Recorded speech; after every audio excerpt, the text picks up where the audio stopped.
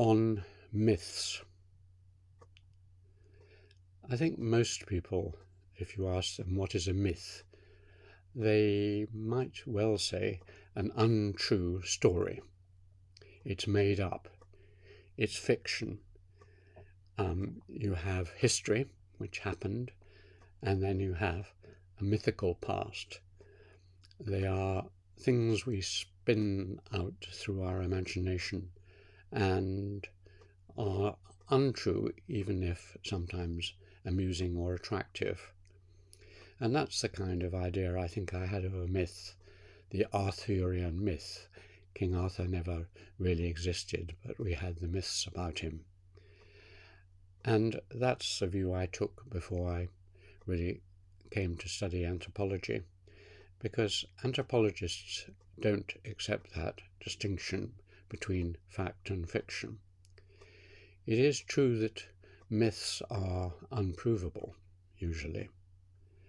You can't find the historical evidence for them.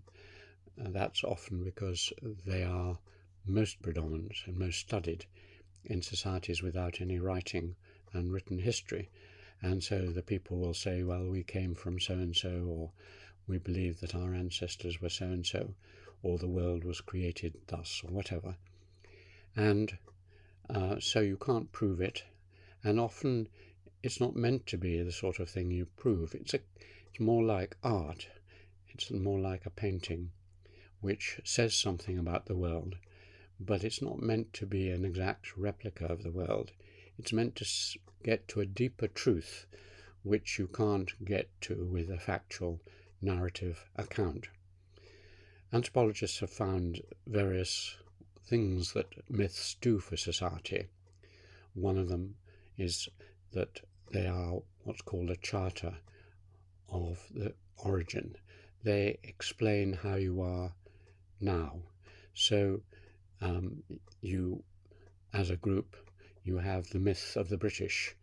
The British did this, the British did that, they came from so-and-so, and that's why we are as we are. And that myth of origin often is used to support a current state of affairs.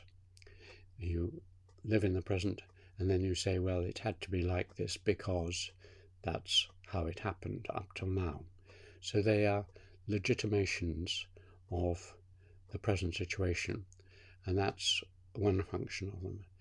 Another interesting interpretation by Levi-Strauss and the structural anthropologists is that myths are stories about very deep human existential problems. They often are about contradictions and things which can't be resolved by normal logic or explored in that way. So many of the South American and other myths are about life and death, about animals and human beings.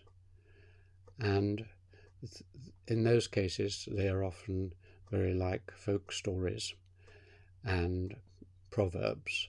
They give you a deeper wisdom about the world. And when you tell them, as with a play, you work out through one of Shakespeare's plays, you work out the contradictions between justice and injustice, or between race and race, or between males and females. And at the end you haven't given an answer, but by rehearsing the question and exploring it indirectly, there is a sense of closure and catharsis and finality. And so, rather like the rituals which usually accompany myths, you tell the story, as in, say, Christmas Carol service at King's, you tell the story of the birth of Jesus and the consequences of that, and you do various rituals alongside it. And you come out of it in a different state to that in which you went in. It calms or explains at a certain deep level. And so myths are extraordinarily important, extraordinarily powerful, but we also need to examine them as we listen to the news media, it is constantly spinning myths which are used to persuade us. And some of them are deliberately untrue, and some of them are fanciful. So myths are a fascinating topic. I live in a mythical world about my own past and how I grew up, and about many of the values I have, and I justify them by myths I've constructed. So they are like a spider's web. We generate ourselves, and we tend to believe the ones we created and are created by people around us, and are sceptical of other people's myths. But all of them are worth seriously studying.